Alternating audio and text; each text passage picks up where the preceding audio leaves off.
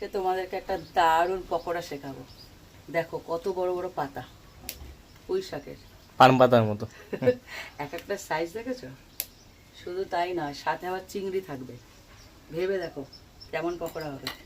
তো প্রথমে ব্যাটারটা বানিয়ে নিই। এখানে একটা বাটি নিয়ে নিয়েছি, তার মধ্যে নিয়ে নিচ্ছি বেসন।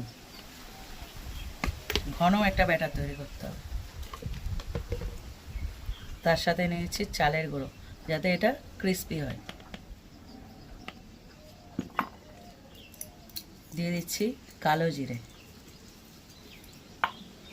চিলি ফ্লেক্স, হলুদ গুঁড়ো, স্বাদ মতো লবণ,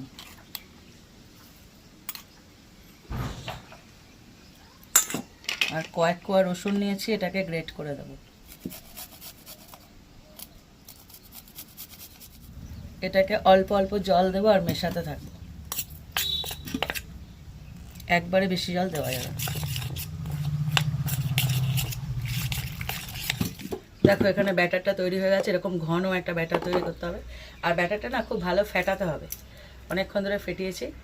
এই পাতাটাকে, মানে পুঁই শাকের যে পাতাটা, এটা প্রথমে নেব। এর ভেতরে চিংড়ি মাছ দেব। এবার এটাকে ফোল্ড করতে হবে।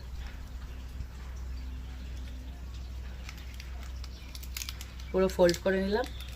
এইবার এটাকে বেসনে গোলায় ডুবাতে হবে, পুরোটা যেন একদম কভার করে। এখানে আমি তেল বসিয়ে দিয়েছি, তেলটা গরম হয়ে গেছে। এবার পুরো এরকম চৌকো চৌকো হবে। এবার এটাকে গরম তেলে ছেড়ে দেবো।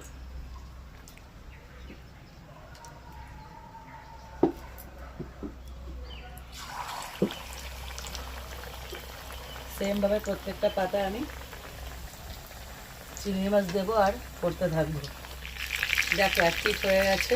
একটা একটা করে উল্টাবো। এটা হয়ে গেছে, এটা আগে উল্টাবো। একদম মচমচে। এগুলো আস্তে আস্তে হোক, এগুলো পরে দিয়েছি। এগুলো এক পিস হলে উল্টাবো। পকোড়াটা কেমন লাগলো? তোমরা কিন্তু বাড়িতে ট্রাই করবে কিন্তু। দেখো পকোড়াগুলোকে দেখো, কি বড় বড় পকোড়া। যেহেতু পাতাগুলো বড় ছিল তার জন্য। পাতা যদি একটু ছোটো হয় তাহলে পকোড়ার সাইজও ছোটো হয়ে যাবে। একটা একটা করে সব তুলে নিলাম।